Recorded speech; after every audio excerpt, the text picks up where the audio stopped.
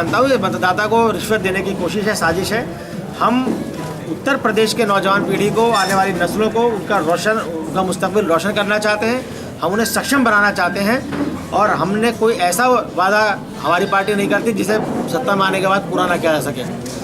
हमारा पहला मकसद है कि समाज के जिस हिस्से को आज़ादी के 64 साल के बाद उसका हक नहीं मिल रहा है, उसका हक उसे मिले।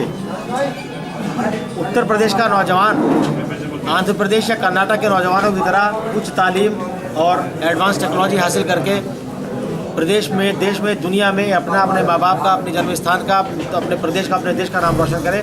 हम इस तरह की व्यवस्था कायम करना चाहिए। 2-4 दिन पहले भी मैनिफेस्टो जारी किया गया था कांग्रेस की ओर से, उसमें उन्होंने अल्पसंख्यकों को आरक्षण की बात की थी और जनसंख्या के आधार पर की थी। आप क्या मानते हैं, क्या फर्जीवाड़ा है, सिर्फ लॉलीपॉप है। कांग्रेस के बारे में तो मैं सिर्फ एक बात कहना चाहूँगा कि तेरे वादे पे जिए हम, तो ये जान झूठ जाना, ये खुशी से मर ना जाते जो एतबार होता। 45 साल 50 साल कांग्रेस ने राज किया इस देश में, तब आरक्षण नहीं दिया। अब आरक्षण, मुझे बताए कांग्रेस का कोई नेता कि आरक्षण देने के लिए उत्तर प्रदेश में सरकार बनना कहाँ ज़रूरी है। आरक्षण देना केंद्र के हाथ में है। 2004 से उनकी सरकार चल रही है। 2007 में रघुनाथ मिश्रा कमीशन की रिपोर्ट आई, क्यों नहीं अब तक लागू की। जिन प्रदेशों में सरकार कांग्रेस की है वहाँ दी जाए आबादी के हिसाब से आरक्षण। ये सिर्फ उत्तर प्रदेश नहीं बल्कि देश को गुमराह करने की साजिश है। मैं कहता हूं कि आप मुसलमानों को आरक्षण देने के नाम पे इस देश का कानून मंत्री, जो इत्तेफाक से अल्पसंख्यक मामलों का मंत्री भी है, वो पूरे देश को गुमराह कर रहा है, पूरे देश को सांप्रदायिकता की आग में झोंकना चाहता है। इससे बचना चाहिए।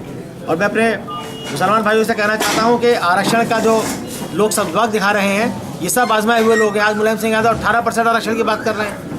सलमान खुर्शीद कहते पहले 4.5% देंगे, फिर कहते 9% देंगे। कहाँ से देंगे, कैसे देंगे, क्या फार्मूला है? अगर हमारा संविधान मजहब के नाम पे आरक्षण देने की बात नहीं करता है तो उस लाइन पे बात क्यों की जा रही है?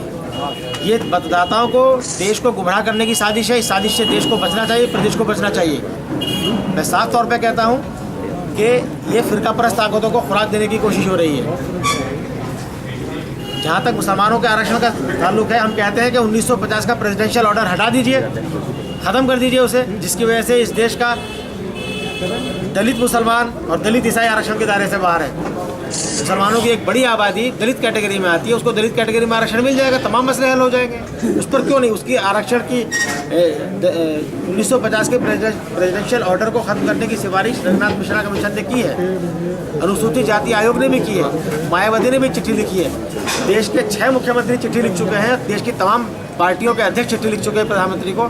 फिर क्या मजबूरी है कि प्रधानमंत्री उस पर फैसला नहीं करते हैं? कांग्रेस को जवाब देना चाहिए।